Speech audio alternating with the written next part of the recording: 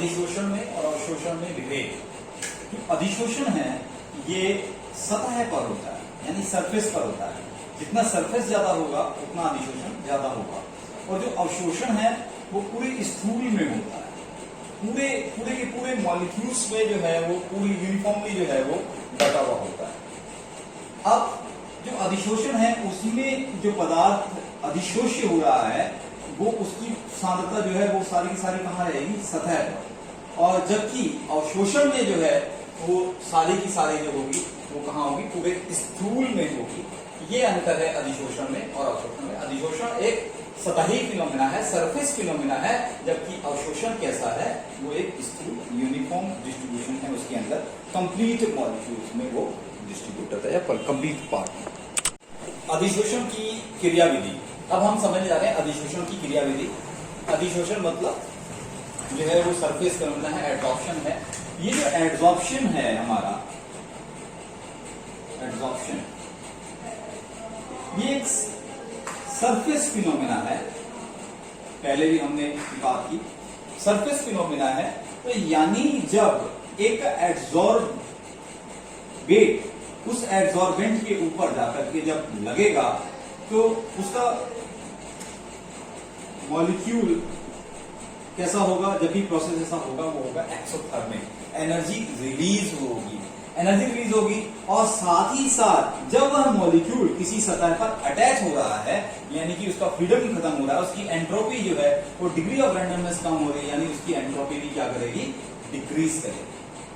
जैसा कि हमको मालूम है अधिशोषण की क्रियाविधि, कहां पर अधिशोषण होना संभव है या अधिशोषण कहां पर हो पाएगा, इसको जानने के लिए हमको थर्मोडायनेमिक्स में जाना होगा। Del G is equal to del H minus T del S. यहां पर अगर गिब्स एनर्जी कहते हैं कोई भी प्रोसेस तभी फिजिबल हो सकता है, तभी स्पॉन्टेनियस हो सकता है जब डेल जी का मान कैसा होगा, ऋणात्मक होगा। अब डेल जी ऋणात्मक होगा क्योंकि हमारे पास डेल एच भी ऋणात्मक है। प्रोसेस कैसा है, एक्सोथर्मिक। अधिशोषण की जितनी भी क्रियाविधि है वो कैसी होती है, एक्सोथर्मिक होती है, ऊष्माक्षेपी होती है। और एंट्रोपी भी कैसी है, नेगेटिव है। अब हमको क्या चाहिए, del G is equal to del H minus T del S. ये कब संभव है, ये तभी पॉसिबल है जब डेल एच का जो मैग्नीट्यूड है वो टी डेल एस के मैग्नीट्यूड से ज्यादा होगा। क्यों, क्योंकि अगर हमारे पास फॉर्मूला है del G is equal to del H minus T del S, S negative है, ये नेगेटिव है, ये पॉजिटिव हो जाएगा। और डेल जी का वैल्यू नेगेटिव लाना है तो क्या करना होगा, डेल एच की वैल्यू जो है मैग्नीट्यूड में टी डेल एस से ज्यादा होनी चाहिए, ताकि डेल जी की वैल्यू नेगेटिव आए। और जब ये डेल जी नेगेटिव आएगा तभी प्रोसेस फिजिबल होगा, यानी एंट्रोपी डिग्री ऑफ रैंडमनेस कम होगी और हीट ज्यादा इवॉल्व होगी, तभी वो जो है प्रोसेस कैसा होगा, वो एक्सोथर्मिक होगा।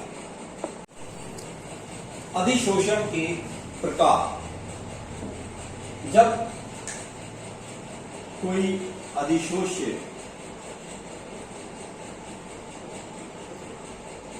किसी अधिशोषक पर अटैच होगा, जब सरफेस पर अटैच होगा तो ये दो तरह से अटैच होता है, week van der Waals force के थ्रू और दूसरा केमिकल बॉन्ड के थ्रू। अगर weak van der Waals force के थ्रू ये अटैच हो रहा है तो हम बोलते हैं इसको फिजिजॉर्प्शन या फिजिकल एडसॉर्प्शन। फिजिकल एडसॉर्प्शन यानी कि भौतिक अधिशोषण।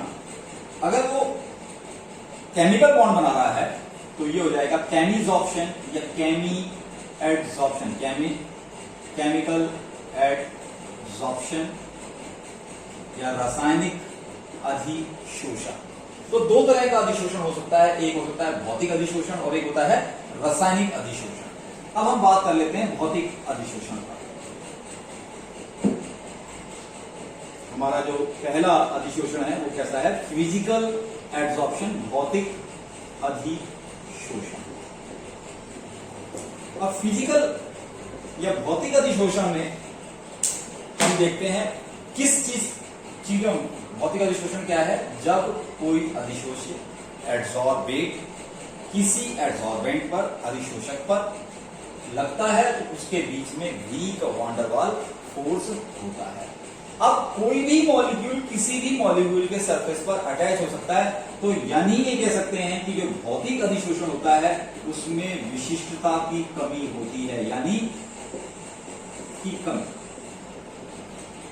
ये नहीं है कि ये वाला मॉलिक्यूल इस सरफेस पे अटैच होगा और ये वाला मॉलिक्यूल इस पे अटैच होगा। जैसे हमने बात की थी वुड चारकोल की, शुरुआत में जब एग्जांपल लिया था तो हमने बताया था वुड चारकोल।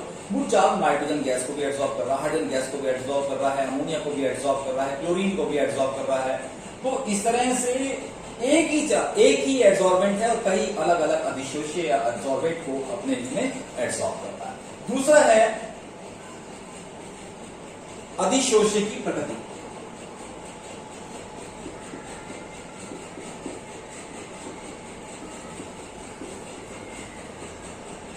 जैसे मैंने बात की कि वुड चारकोल पर हाइड्रोजन भी एब्सॉर्ब हो रहा है, नाइट्रोजन भी एब्सॉर्ब, मीथेन भी एब्सॉर्ब हो रहा है, लेकिन अधिशोष्य की प्रकृति पर भी ये निर्भर करेगा। कैसे निर्भर करेगा? अधिशोष्य की प्रकृति पर इस तरह से निर्भर करेगा, अगर कोई गैस आसानी से लिक्विफाई हो जा रही है, द्रवित हो जा रही है, तो वो आसानी से एब्सॉर्ब हो जाएगी। अगर कोई गैस सरफेस पर कैसी है, कैसे उसका अंदर जो लिक्विफिकेशन है, यानी कि ऐसी गैस है जिनके क्रांतिकता क्रिटिकल टेम्परेचर, ये हमने 11th क्लास में पढ़ रखा है। क्रिटिकल टेम्परेचर क्या होता है? तो क्रिटिकल टेम्परेचर जिनके जो है वो कैसे होंगे, वो कम होंगे, वो आसानी से जो है वो लिक्विफाई हो जाएंगे, और जो लिक्विफाई हो जाएंगे वो आसानी से क्या हो जाएंगे, वो एब्सॉर्ब हो जाएंगे। तीसरी बात है अधिशोषक यानी एब्सॉर्बेंट। अधिशोषक का सतही क्षेत्रफल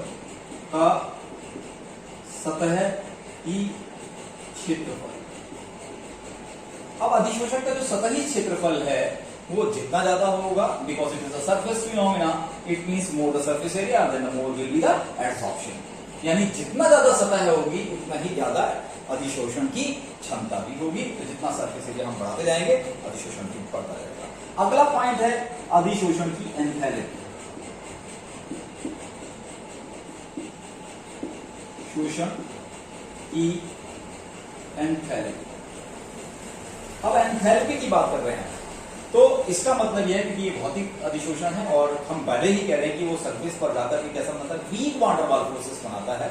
तो अगर वो वीक वान डेर वाल फोर्सेस बना रहा है तो जो प्रोसेस है वो तो एक्सोथर्मिक होता है, लेकिन जो हीट इवॉल्व होती है वो बहुत ज्यादा नहीं होती, it is a less exothermic. इसी जगह पर अगर हम बात करें भौतिक अधिशोषण को छोड़कर और केमिकल एब्जॉर्प्शन की बात करें तो अब हम केमिकल एब्जॉर्प्शन पे आ जाते हैं।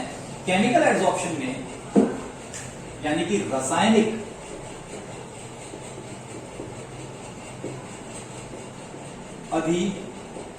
अधिशोषण में अगर हम बात करें तो पहला पॉइंट अगर हम ले लें, पहले तो हम ये बता दें कि जब कोई अधिशोष्य किसी अधिशोषक पर रासायनिक बंध के द्वारा जुड़ता है तो उसे बोलते हैं रासायनिक अधिशोषण। अब रासायनिक अधिशोषण में जैसे वहां लिखा था क्या है, विशिष्टता की कमी, यहां पर लिखेंगे हम उच्च विशिष्टता। उच्च विशिष्टता मतलब हर अधिशोषक के साथ केमिकल बॉन्ड बनाएगा ऐसा जरूरी नहीं है। यानी एक विशेष प्रकार का अधिशोष्य ही विशेष प्रकार के अधिशोषक के साथ में रासायनिक बंध बना सकता है, तो यानी कि एक विशिष्टता है इसके अंदर। दूसरी बात वहां हमने नहीं बताया भौतिक रसायन में, वो भौतिक रसायन में अगर हम बात करें भौतिक अधिशोषण की बात करें तो भौतिक अधिशोषण में वो उत्क्रमणीय होता है, जबकि ये कैसा है, अनुत्क्रमणीय है। अनुत्क्रमणीय, ये पॉइंट यहां याद आया तो वहां पर भौतिक अधिशोषण में आप लिख लेंगे कि वहां पर वो कैसा है, उत्क्रमणीय, यानी घटता और जुड़ सकता है आसानी से क्योंकि वीक वान डेर वाल फोर्सेस है वहां पर। तीसरी बात है ये कि सरफेस फिनोमेना, तो ये भी सरफेस फिनोमेना ही है, तो पृष्ठीय क्षेत्रफल बढ़ाने पर अधिशोषक का पृष्ठीय क्षेत्रफल बढ़ाने पर अधिशोषण बढ़ेगा। चौथे पॉइंट की बात करें एंथैल्पी की, तो एंथैल्पी इसकी ज्यादा नेगेटिव होती है क्योंकि दो केमिकल बॉन्ड जब बनते हैं तो उसमें हीट ज्यादा इवॉल्व होती है, तो ये कैसा होता है, नेगेटिव। तो ये अधिशोषक के प्रकार और कैसे हमने देखा इसमें भौतिक अधिशोषण और रासायनिक अधिशोषण। अब हम आते हैं नेक्स्ट टॉपिक है हमारे पास अधिशोषण समतापी। इसमें हम क्या चर्चा करने वाले हैं, एक निश्चित ताप पर हम एक ग्राफ बनाने वाले हैं। समतापी का मतलब निश्चित समताप, तो अधिशोषण का एक निश्चित, और हमने इसमें जो अधिशोषक है उसकी मात्रा भी m निश्चित ले ली है। सिर्फ उस पर कितना अधिशोषित एब्जॉर्ब होगा उसकी बात करेंगे। तो वो पदार्थ अधिशोषित जो है एक निश्चित एकांक द्रव्यमान पर जितना अवशोषित हो रहा है वो उस पर लगने वाले दाब पर निर्भर कैसे करेगा, कैसे अनुगमानुपाती होगा, क्या होगा, ये सारी चर्चाएं हम यहाँ पर करने वाले हैं। तो ये जो हमको ग्राफ देगा ये कहलाएगा अधिशोषण समता।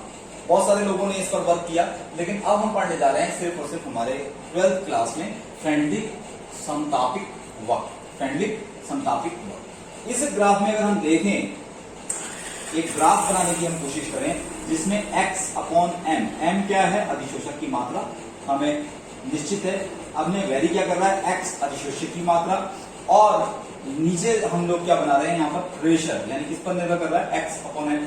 तो पहले शुरुआती दौर में x अपॉन m की वैल्यू डायरेक्टली प्रोपोर्शनल है t के, यानी बढ़ रही है और धीरे धीरे धीरे धीरे वो कांस्टेंट होने जा रही है, यानी अब उसमें बदलाव आना बंद हो जा रहा है। ये एक निश्चित ताप पर है, कोई भी एक निश्चित ताप T1 जिस पर ये हमको प्राप्त होता है। अगर हम इसी तरह से दूसरा ग्राफ बना लें तो एक निश्चित ताप T2 पर, निश्चित ताप T3 पर, तापमान कम है, ग्राफ थोड़ा सा ऊंचा है, तापमान ज्यादा है, ग्राफ नीचे है, तापमान और ज्यादा है, ग्राफ नीचे। ये फ्रेंडलिक समतापिक वक्र है। तो यानी फ्रेंडलिक, इससे पता चलता है कि वे शुरुआती तौर पे तो दाब के अनुक्रमानुपाती है, धीरे धीरे दाब कांस्टेंट हो जाता है। यानी इन्होंने एक फ्रेंडलिक ने इक्वेशन दी x upon m is equal to k p raise to the power 1 upon n, जहां पर उन्होंने कहा कि n इज ग्रेटर देन 1, यानी n का मान 1 से ज्यादा होगा। इस तरह से हमने एक इक्वेशन प्राप्त की जिसमें ये बताया कि ये दाब एक एवरेज पर निर्भर कर रहा है। इसी को आगे और लेते हैं। यदि हम इसमें लॉग लगा दें तो आ जाएगा हमारे पास log x is equal to log k plus 1 upon n log p। इस प्रकार से हम जो है वो किस तरह से लॉग x अपॉन n कैसे वैरी करता है इसको हम कैलकुलेट कर रहे हैं। अब थोड़ा देखना यहां पर है कि अगर हम लॉग वाला ग्राफ यहां बनाएं तो log x अपॉन m यहां लिख दें और यहां पर क्या लिखते हैं, log p लिख दें। इसके बीच में अगर हम ग्राफ बनाएं तो log कहां से शुरू होगा, log k से शुरू होगा। ठीक, अब उसके बाद इसी को हम आगे बढ़ाएं तो ये हमारे पास ग्राफ आया। ये जो टेंजेंट है, ग्राफ जो आया, ये जो टेंजेंट है, ये टेंजेंट हमारा जो है किसके इक्वल होगा, 1 अपॉन n के इक्वल होगा। ये जो टेंजेंट है, ये जो ढाल है, ये हमारे 1 अपॉन n के इक्वल होगा। ये तो इस तरह से हमने ये कैलकुलेट किया। अब अगर इसमें देखें, माना शुरुआती दौर में हम क्या मान लेते हैं, n इज इक्वल टू 1 ले लेते हैं। चलिए, तो x upon m is equal to k p 1 upon 1। तो x upon m is directly proportional to, तब दाब के अनुक्रमानुपाती हो गई। अब इस जगह पे क्या ले लेते हैं, n इज इक्वल टू 0 ले लेते हैं। तो x upon m is equal to k, यानी दाब पर निर्भर ही नहीं करता। तो इस तरह से ये कहां वैरी कर रहा है, दाब की पावर 1 से लेकर के 0 के बीच में लाई कर रहा है, इसीलिए लिखा गया है कि n इज ग्रेटर देन 1। तो ये भी कंप्लीट हुआ कैसे, अधिशोषण समतापी ग्राफ। अब हम पढ़ेंगे अधिशोषण के अनुप्रयोग। जैसे अगर हमको कहीं वैक्यूम, प्योर वैक्यूम क्रिएट करना है, निर्वात क्रिएट करना है, कहीं ना कहीं थोड़ा बहुत मॉइस्चर, थोड़ी बहुत ट्रेसेस ऑफ गैसेस रह जाती हैं, तो उनको भी रिमूव किया जा सकता है with the help of adsorption, जहां पर हम वुड चारकोल वगैरह यूज करते हैं। वैक्यूम क्रिएट करने के लिए, एब्सोल्यूट वैक्यूम क्रिएट करने के लिए। इसके अलावा जो गैस मास्क है, फेस मास्क आप लगाते हैं, गैस मास्क लगाते हैं, ये किस काम आते हैं? ये इनमें भी एक छोटी सी चारकोल लगी रहती है जो पॉल्यूटेड गैसेस को एब्जॉर्ब करती है।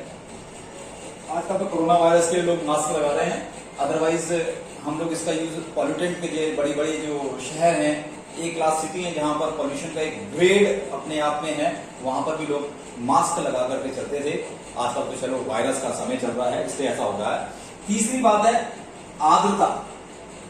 आर्द्रता को कंट्रोल करने के लिए भी, मॉइस्चर को कंट्रोल करने के लिए भी बहुत सारे ऐसे क्रॉकरी के आइटम आते हैं, आप देखते हैं उसमें सिलिका जेल रखा रहता है, SiO2 सिलिका जेल। इसका यूज क्या करते हैं? इसका आर्द्रता को मेंटेन करने के लिए। चौथा है विषमांगी उत्प्रेरण में इसका उपयोग होता है। विषमांगी उत्प्रेरण, आपको मालूम है कि विषमांगी उत्प्रेरण का मतलब हो गया कि दो पदार्थ हैं और वो दोनों उनके जो फेज है वो अलग अलग है, कोई एक सॉलिड है तो दूसरा लिक्विड है, तो वो एक सरफेस दूसरे सरफेस के ऊपर क्या होगा? एब्सॉर्ब होगा, वहां पर ये काम करेगा। पांचवी बात जो है वो है रंगहीन बनाने में, डीकलराइजेशन में।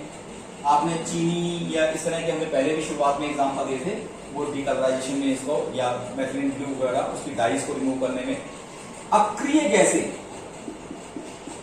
अक्रिय गैसों को, जैसे अक्रिय गैसें हमारे एयर के अंदर 1.1% जो अक्रिय गैसें हैं उनमें हीलियम, नियॉन, आर्गन, इनको वुड कोकोनट चारकोल की हेल्प से हम इसको अलग करते हैं, तो वहां पर भी ये एब्जॉर्प्शन प्रोसेस काम आता है। इनको अलग अलग करने में अलग अलग इनकी एब्जॉर्प्शन कैपेसिटी है। अगला है मेडिसिन में, बहुत सारी मेडिसिन, दवाइयां, बहुत सारी मेडिसिन और दवाइयां भी इसी अधिशोषण पर काम करती हैं। अगला है इंडिकेटर के रूप में, सूचक के रूप में।